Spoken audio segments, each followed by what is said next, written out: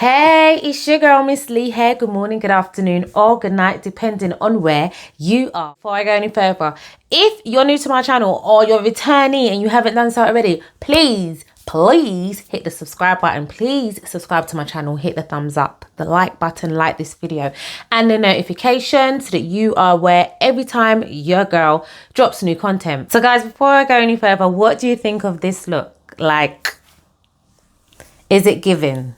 Or is it giving? Okay guys, so I'm trying new looks. Like I'm trying, you know, like I'm always up for like changing my style, changing my image, you know. So I'm not sure if I like it myself, to be honest. Who am I kidding? But anyway, like we're gonna do this video and we're gonna keep it moving. Okay. Say nothing about it. Say nothing. Elephant in the room. I haven't been on here for a hot minute. I know. I'm sorry. Like, I have other ish going on, you know? I say, God, that's life happens. Life happens. So, anyway, your girl watched the Tinder Swindler and I was like, oh my God. Oh my God. I'm not the only one. I ain't the only fool out here. Yeah. No, like, on a serious, I'm not laughing at those ladies that got swindled by the Tinder Swindler, because that shit is horrible. Trust me upon that. But I know there's bare women out there that get tricked by a man and have spent a lot of money and has never seen it back, or they've never got anything that could make up for it, you know, nothing close to love or anything like that. Now, before I go any further, it's not just women. Men experience the same thing too. There are women out there who do exactly the same thing to men. It happens, and it happens so many times, and it's not the first and it's not the last, I'm sure of it. The reason why a lot of men, I can't speak for when the women do it to the men, because I'm not a man, so I don't know how them feel and why them do them thing there. But the reason why a lot of men get away with doing that from women is because we are emotional species. So we don't think with logic. We usually act. Our reactions are from emotions, okay? Now you guys will be like, why are you saying that happened to you? Did you meet the Tinder Swindler?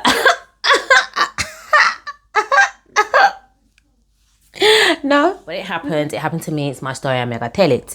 So many years ago, I met this person, one dirty piece of man, and I kind of, the thing is, guys, with Tinder Swindler, well, I'm saying Tinder Swindler, the guy's a swindler. They met on Tinder, so that's the reason why they've called the show Tinder Swindler. Actually, let me give you a bit of background bit about that before I go any further. These women met this man on Tinder, and this man showed them all this lavish lifestyle that he lived, but he didn't give them the fine detail. He didn't basically tell them that the reason why he lives that lavish lifestyle is because somebody, you know, another woman is paying for it. And he also didn't go on to say part of their imaginary contract is that they'll be paying for the next woman. He didn't tell them that. So this man lives a lavish lifestyle, treats women like queens for like a day or two off of somebody else. And that's how he's always traveling country to country to country. And he's able to do that because somebody is getting into debt for him. So bring it back all the way around back to myself. As I said, many moons ago, I met this guy. In fact, the first alarm bell, now usually we are given signs and we ignore them. I remember like one of the first times we went out, we went to this club. First of all, guys, I was young, you know, like, please don't judge. So we went to this club and we met his friends there, like at the door.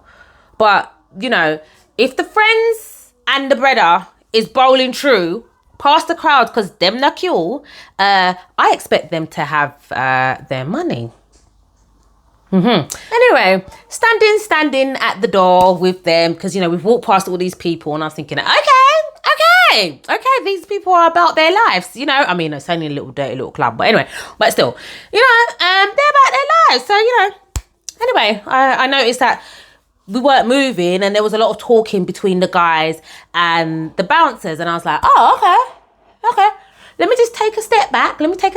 You know, like, just kind of like take a step back and just chill for a bit. You know, just get a little comfortable spot. And couple minutes later, the guy comes over to me and says, Or how much money you have upon you? By the accent, you know, yeah, he was Jamaican. Unlike the Tinder swindler, who was Israeli, he's from Israel. I don't even think that's an Israeli accent, but anyway, this one was Jamaican. So guys, I know a lot of you were like, oh, yes, I was swindled. I was teeth by one dirty man, and he was from that little island. Anyway, he comes over and says, Bibbs, how much money I have upon you? And I remember thinking, well, I'll be damned if you think I'm going to give you money for you and your little cronies to get into this club. So I said, I don't have much on me. I've just got a 20 quid, like a score. It was 10 or 20 pound. I can't remember the exact amount, but it was either or. He was like, all right, give me what you have. All I remember thinking, if I have to pay to get into this club, I'm paying for me and me alone. Okay, so I gave him the money. And I remember him laughing at me, like afterwards saying, oh, you can walk with just 10, 20. I can't remember which one. And I remember like saying, oh, well, you know, that's just how life is. I knew I had more money on me, but I wasn't about to be shelling out no money on no man that I hardly know. And especially not his dry foot friend. You must say mad. Because I used to see him sometimes in the clubs, you know, like when we was just started to talk, and he was always used to give me some champagne and stuff like that. But obviously it was coming from somebody else's pocket, not his own. Okay, you see the similarities. Tinder swindler, teeth in man, you get me. So anyway, we had an emotional tie. I wouldn't say bond, I'll say tie, because something happened. And a few, like, well, more than a few, but nearly a year later, he got sent back to Jamaica. He got removed. That's the correct terminology. He didn't get deported. He got removed, because he likes to tell people that, because there's a difference. Anyways, people who know me, you guys know who I'm talking about. People who you don't know me, stick with me. The story's coming.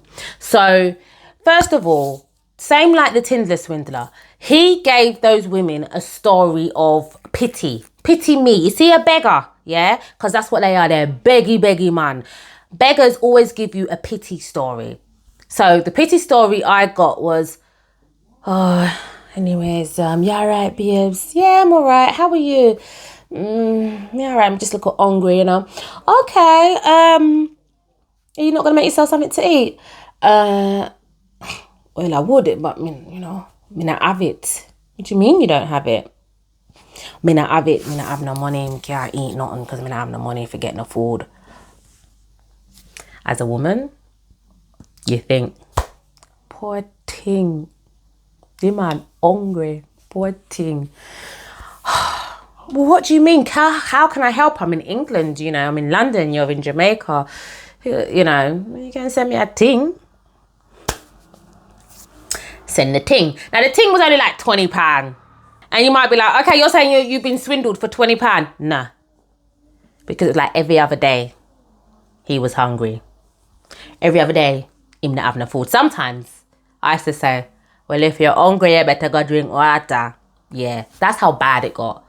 That's how bad it got. Because it was a regular thing. Now, what I found out years later, he wasn't just doing that to me. He was doing that to another girl and potentially another woman as well. Huh? See the similarities. So I was a single mother, and this man was quite happy to be taken from me. Now, as I said, it wasn't just a £20 here or there. It was like every other day, a couple times for the week. And that shit adds up. So anyway, time went on, and I was visiting this person in Jamaica because of the emotional tie that we have.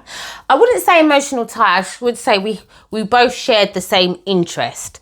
Okay? I don't even know what label I should put on it. But anyway. So I was paying to go to Jamaica to visit this person. Again, that's a tab that's a bill that was on my tab. I had to pay for it. When I got to Jamaica, I had to pay for every living thing. Everything. If you wanted a gum, me have to pay for it. If you wanted weed, me have to pay for it. If you wanted food, I had to pay for it. If you wanted water, I had to pay for it. Anything he wanted, I had to pay. To move around in taxis, he didn't have a car, I had to pay for it. But hear how it goes. It's RBS, we have to go to wherever we need to go. We get in the taxi, everything's cool. And then when it's time for paying, he's like, babes, it have stupid money. When you convert it back in England, it's stupid money, but it accumulates. And I ended up paying for everything. And I remember saying, why don't you get yourself a job? Like, you're in your home country, you should have your own security numbers. Like, I think they call it a TRN in Jamaica. We call it a national insurance number. And I think in America, you guys call it like a social security or whatever. But anyway, I'm like, you should have your own documents. You should be legal to work. Go get find a job. Yeah, me I look. One brother say him have one link over so. And me I go over there Monday morning, me I go over there and see if me can get a work. Yeah? Monday morning come and go, oh now. The man was never intending to get a job. His job was to keep me sweet, which he didn't really get to do a lot. Keep whoever else sweet. And that's how he made his money. That's how he made his living. That's how he lived. And I do believe he was also taking money from my hand and not just spending it on him, spending it on his little ticky gal and him up over there. But anyway, it's time to come back to England, okay? And an event happened.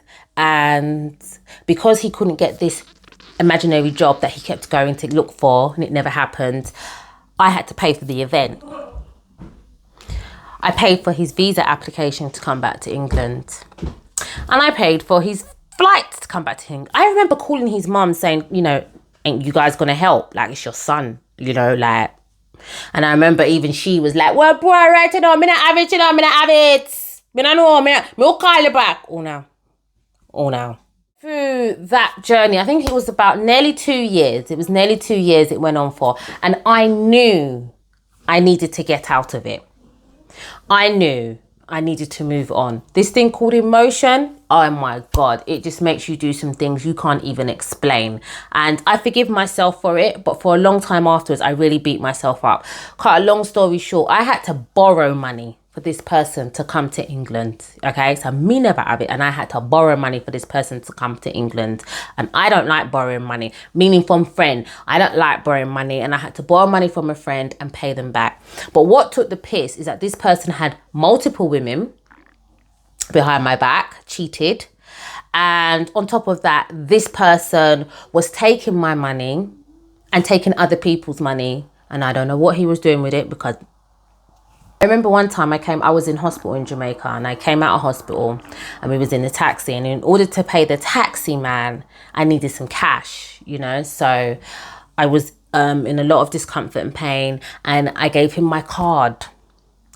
And in Jamaica, who've been there before, you will know, like, their hole in the wall ATM isn't just a hole in the wall. It's like in a like enclosed space where there's a security door and everything. So you can't talk to someone or shout at them if they're in there, because they wouldn't hear you. And if you're in a vehicle.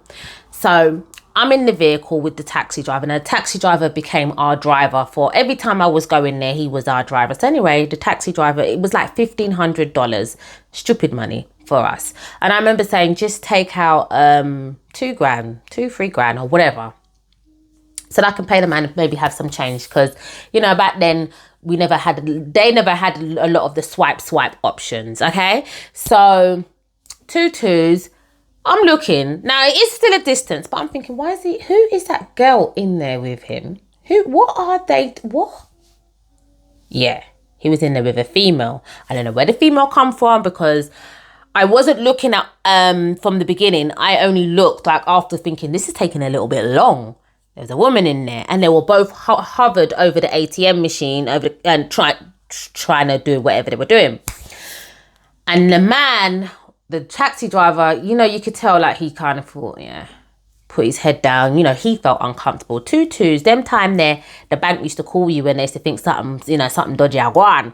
So the bank called me and said, hi, are you trying to withdraw 30,000 Jamaican dollars right now from the ATM? Now, 30,000 Jamaican dollars, guys, again, it's not loads of money, but as I said, this shit adds up. And back then, I'm a single mom, and you're taking shit from me. 30,000. The taxi drive, I remember this. The taxi fee was $1,500. Why are you taking 30,000? Anyway, The man trying to take 30,000. They said, would you like us to allow the withdrawal or would you like us to decline it? I said, what? Been having my card with me. Decline that.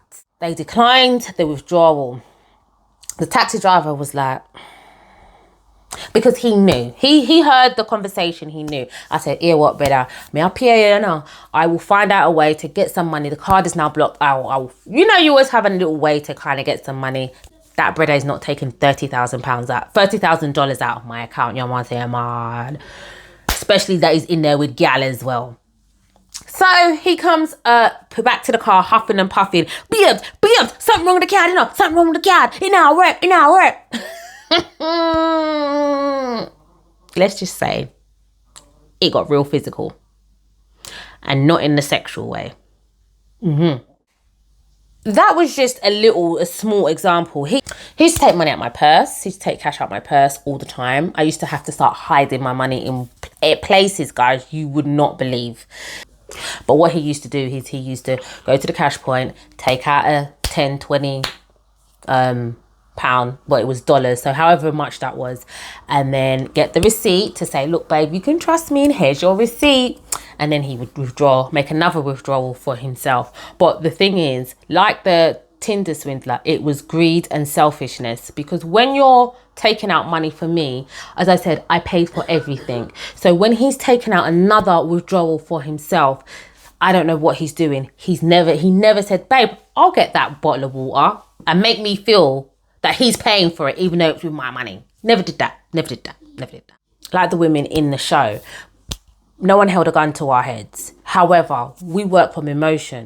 And our reactions was because of we felt pity for these people. So this is why we've done it. My debt wasn't as big as 250,000. I think one of the ladies on the show was saying that her debt was 250. Another one was like $40,000. My debt was it was definitely over 10 grand, over £10,000. But it wasn't never 200s, hundreds, pounds, but it was a lot of money, especially for a single mum. And I'm happy to say I am debt free. However, as I said, the similarities was that money was taken, and it was taken through greed, pure greed, laziness, and just nasty, bad mind, disgusting, evil-hearted, cold-hearted men. When watching the show, I know the ladies got a lot of like negative comments coming back to them saying, well, haha, gold digger, As one of the ladies said, how can I be a gold digger if I was willing to give money? And that's the thing. The man, he showered them with gifts to make them feel like, this is how I'm showing how I appreciate you and I like you. They never asked him. And then he took from them and he continued to take. I mean, I know I'm stupid, but I'm not so stupid to take out credit card and loan and all them thing there and give the whole money to the man. My swindle, how I was swindled, was that it was taken from me. I wouldn't take out a loan and physically give, but it was emotionally taken from me constantly. That nearly happened again with another Jamaican guy I started talking to. Yeah, that's why I talk to no more Jamaican man, You're mad. You're mad.